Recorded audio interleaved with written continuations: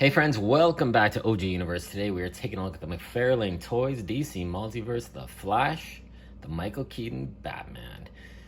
Oh wow, I never thought we'd see this Michael Keaton version of Batman back on the big screen, back in action figure form and done this well. This figure is definitely a standout from the wave. The introduction of this character into the movie, I thought, interesting for sure. We're gonna have a couple different versions of Batman. I thought we'd have maybe a few more. Maybe we did. Maybe we didn't. I'm not gonna spoil anything because I just saw the movie a little while ago and it was a good time.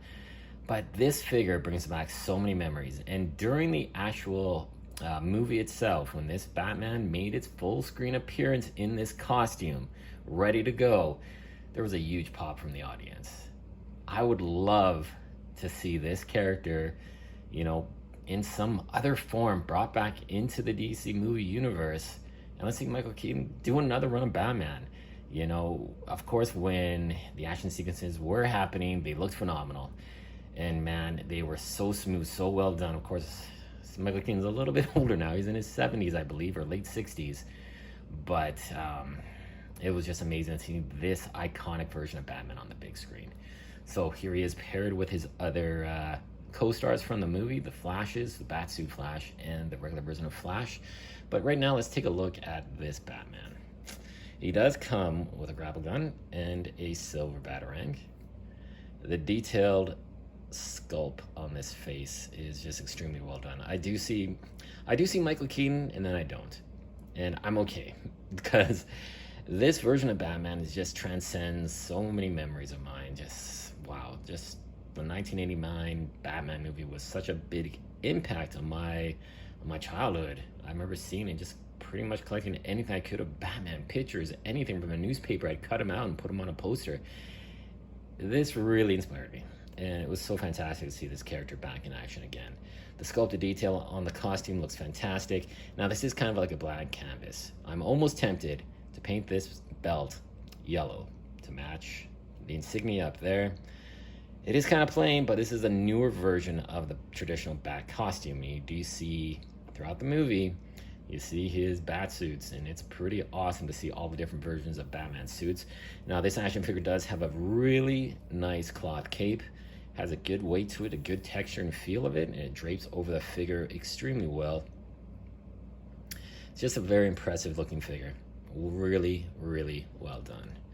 Now, we'll take a closer look at some of his weapons here. So the grapple gun, it is really tiny. It is small, painted in that bright metallic silver. I almost would like to do a black wash on it just to bring out a little more sculpted details. And then he does have the batarang, which fits into his hand quite nicely. And there you go. Mine is a little bit warped, maybe. Just seems, maybe that's the way he throws it, but it's really soft rubber. So mine, unfortunately, did get a little bit warped in there. You can see it's already going back to its original shape. But this figure and the detail, the styling, proportions is incredible. So for articulation, let's go through that real quick. Head articulation is a little bit limited. I wonder why, just kind of like in the bat suit itself. A little bit limited, doesn't have a lot of range of movement. The ab crunch is not too bad with the waist articulation. He does have the ball jointed shoulders.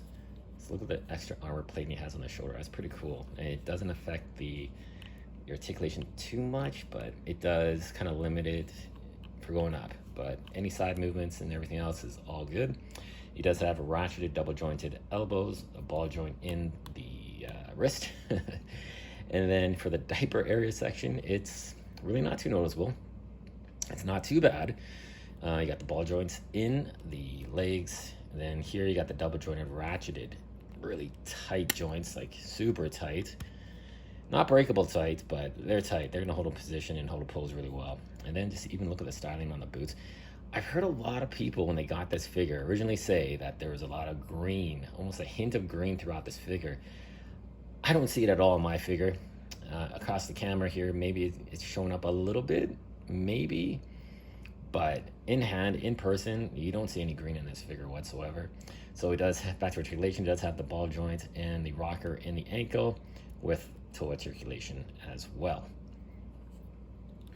Man, This is just a really great figure. I'm sorry, I'm gushing here, guys. Like, this brings me back to, you know, like I said, the '89 Batman days.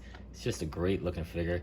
And I want to bring in some other figures to take a look at and do a little bit of comparisons with. Let's move the flashes out of the way. Let's take a look at the other Batman that was in this movie, the Ben Affleck version. So two definitely stark different Batman figures. Both of them extremely well done. I really like the Ben Affleck version of Batman throughout the movie. The figure is fantastic. Needed that extra paint because after watching the movie, I want a blue Batman like it's in the movie. Hopefully we'll get a gold label of that one day down the road. But this one, I really enjoy it. And it's a great looking Batman figure.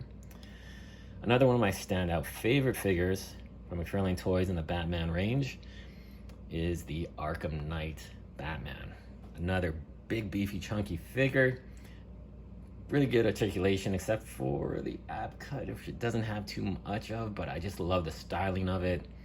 And it represents extremely well as that video game Arkham Knight Batman. Could be situated as a movie Batman as well. And the extra tech and gear on it looks fantastic. Another Batman. This one is truly a standout. I really like this version of Batman from Dark Knight's Metal. Just a imposing, he's carrying around a bat scythe. It is just a really cool looking Batman.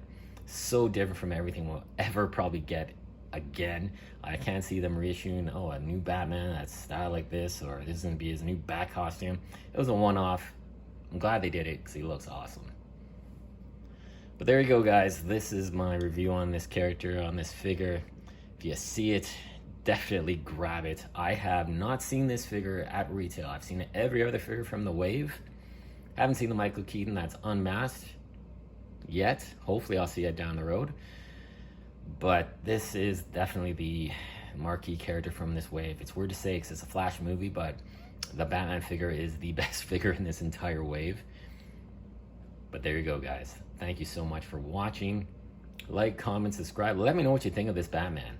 Is this your Batman? Or is Christian Bale your Batman? Or Robert Pattinson? Or the '66 Adam West Batman? Who is your favorite version of Batman on film, TV? Or is it Kevin Conroy? Batman the Animated Series. That's the iconic voice. Whenever I'm reading a comic and Batman's talking, that voice is in my head as I read the Batman's dialogue. Had an impact, you know? It's a fantastic show. May he rest in peace, Kevin Conroy. But yeah, let me know what you guys think. Thanks for watching and stay tuned for more.